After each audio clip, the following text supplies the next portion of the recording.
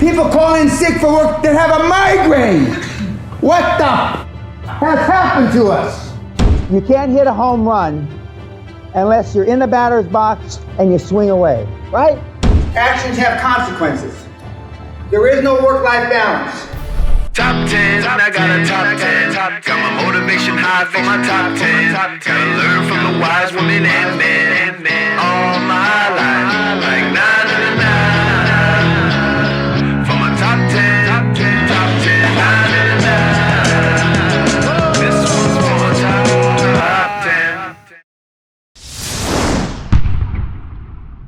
Need motivation? Watch the Top 10 with Believe Nation. Hey, it's Evan Carmichael, and this channel was created to help you overcome the #1 challenge that is holding you back, a lack of belief in yourself. You watch these videos because you know there's something greater inside you. You have Michael Jordan level talent at something. So get ready to outwork everyone, get outside your comfort zone, and not let fear stop you with Dan Pena and my take on his top 10 rules of success, volume 11, to give you the motivation, confidence, and belief that you need. Enjoy. Okay, let's kick it off with rule number 1. Outwork everyone. Actions have consequences. There is no work-life balance. There's work-life choices and they have consequences. I still work 60 or 70 hours a week and I haven't had to work for 35 years. People ask me, Mr. Peña, how do you get up every morning if you don't have to work for 35 years? I'm a barrio bad boy who lives in a 15th century historical castle, like Disneyland. The successful kids that I coach that fly around in jet planes now, money's not everything. The only thing that anybody keeps track of, making $1 million, $2 million a year, work like dogs, 120 to 140 hours a week. I'm going to say it again. 120 to 140 hours a week.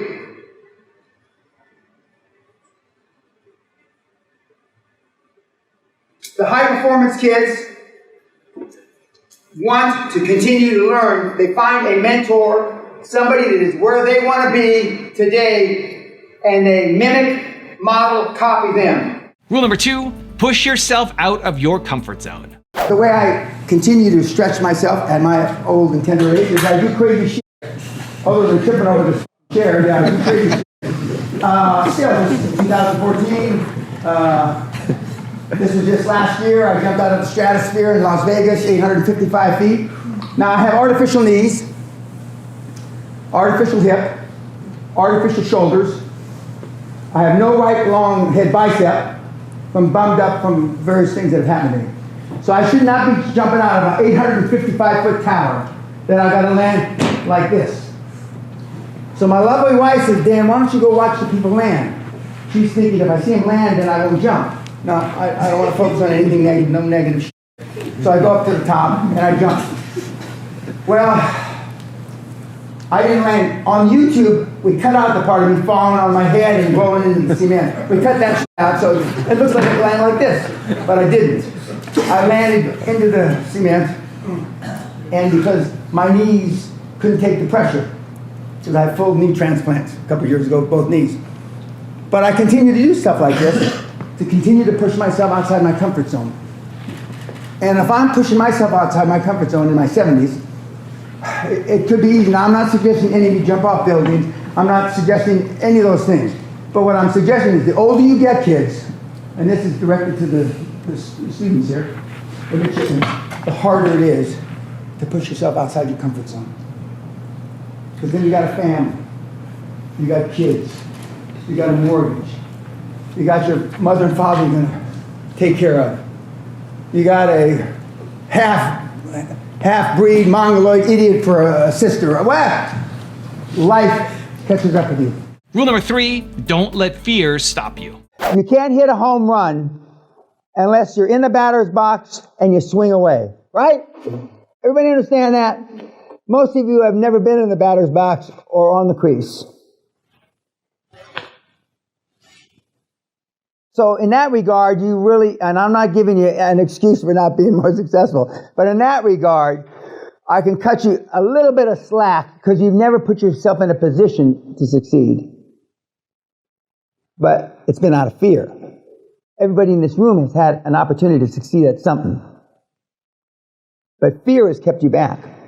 False expectations appearing real. Rule number 4, overcome adversities. What we didn't know when I was growing up, I was born with peripheral neuropathy, meaning the nerve endings in my hands and my feet were dead and dying, i.e., I'm uncoordinated. But they just said I was an uncoordinated fat bastard. They didn't test for peripheral neuropathy back in those days. They said I was retarded, that I was slow. I had OCD and ADHD, which they hadn't diagnosed in those days.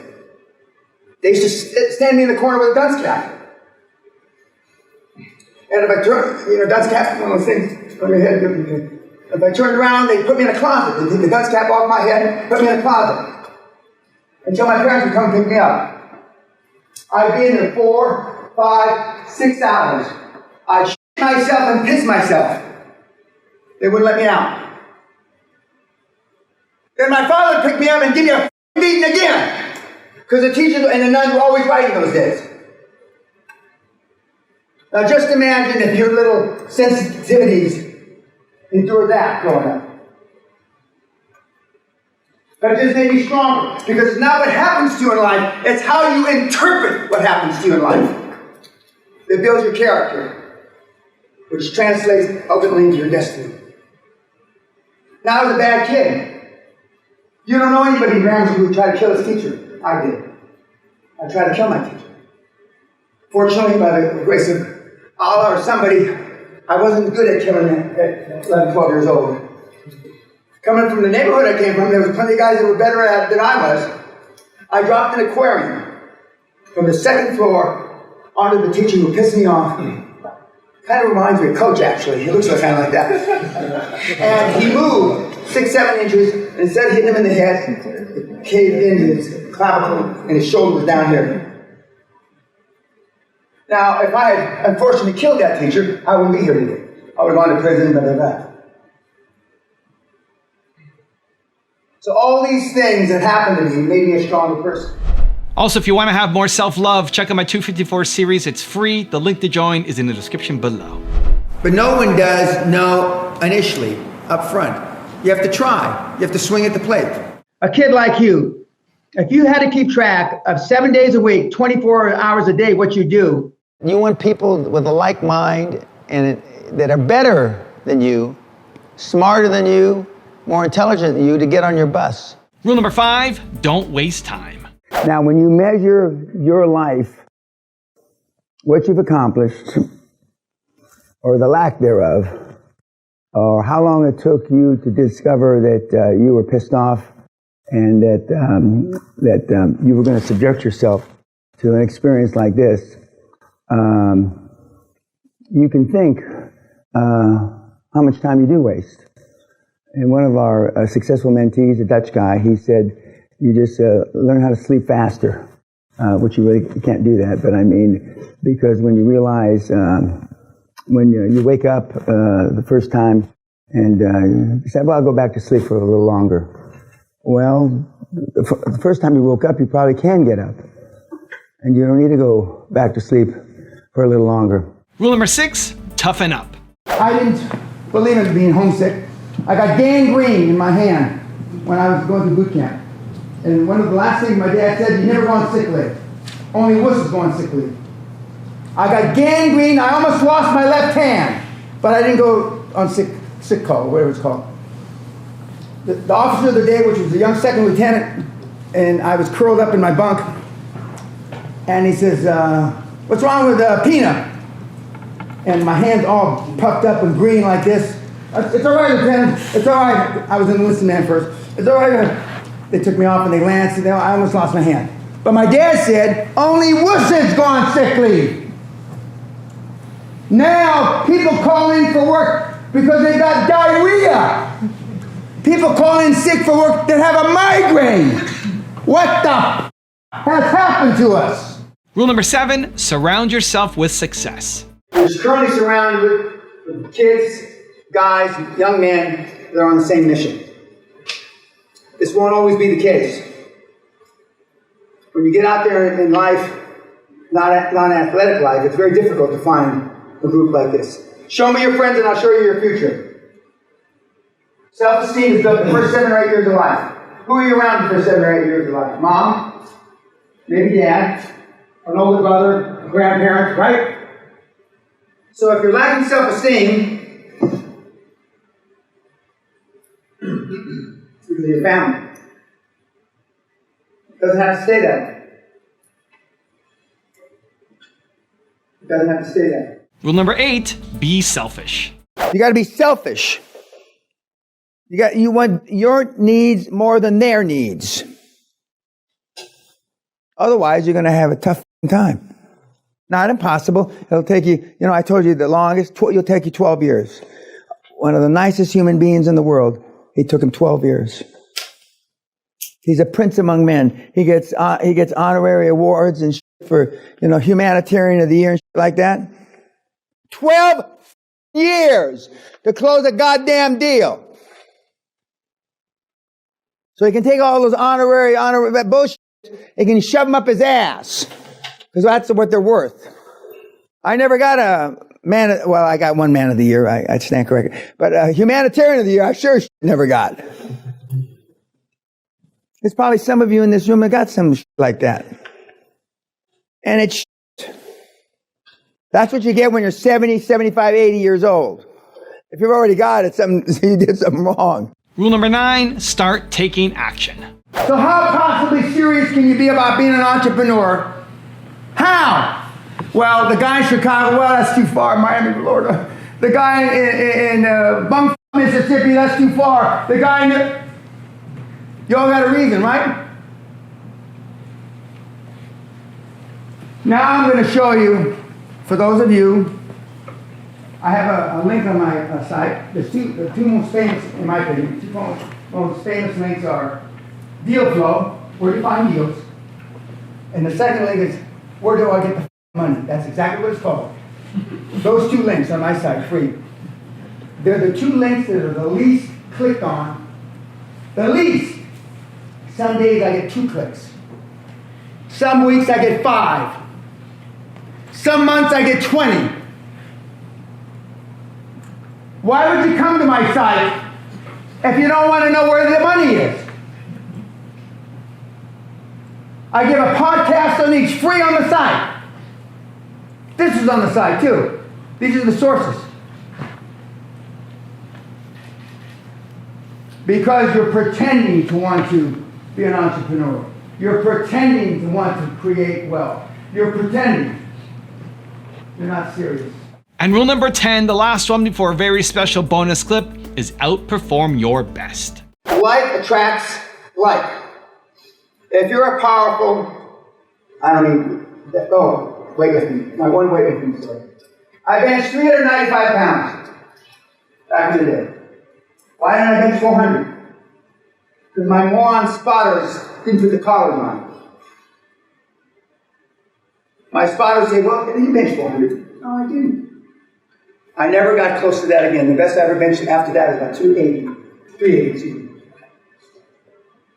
That's my weightlifting story. I only have one. And I could sit down press 200 pounds. Sit down. Military press. That's the extent of my weightlifting. But when you find somebody, powerful people are attracted by powerful people, not just weightlifting, but because you do what you say and you say what you do. When you go out to play in the next few days for the coaches, and they're going to expect all you can be. By definition, you have a contract. They're going to give you the best coaching they know how, and you're going to give them the best performance you know how. But that's not good enough for me. I want you to outperform. I want you to be better than you've ever been. And you've all got it within you. You've all got it within you. Now I have a special bonus clip from Dan on how to set high expectations that I think you're going to enjoy. But before that, it's time for the 3-point landing questions. Let's go from just watching a video to taking action. Here we go. Question number 1. What's your best that you're now going to outperform? Number 2, where do you need to just start taking action? And number 3, how can you surround yourself with more success? And if you like this video and promise to take action after watching it, we don't just watch videos, we do something. Give me a hashtag believe in the comments, and then keep that promise to yourself and get to work. You will never achieve, if you want to be a millionaire, you'll never achieve 1,000,001. You will never outperform your highest expectation of yourself. You will never outperform the highest expectation of yourself. For those that want to be admirals in the group, 4-star admirals. Not 1-star. I'm not demeaning a 1-star admiral or a 2-star admiral, but there's upper and lower class. I'm not going to go through all that. You guys understand that better, or you should understand it better than I. Nimitz skipped 3 grades to be a 5-star admiral. He skipped, I believe, being a 03, and he skipped being a 1 and a 2-star admiral. He went straight to 3 stars. So if you want to be an admiral, then you want to be a 4-star admiral.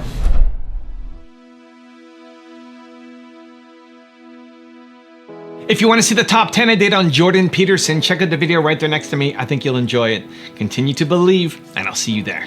Stop doing the things that you know are wrong. Make a damn schedule and stick to it. Sometimes, you know, I can't sleep at night because I'm thinking about something, and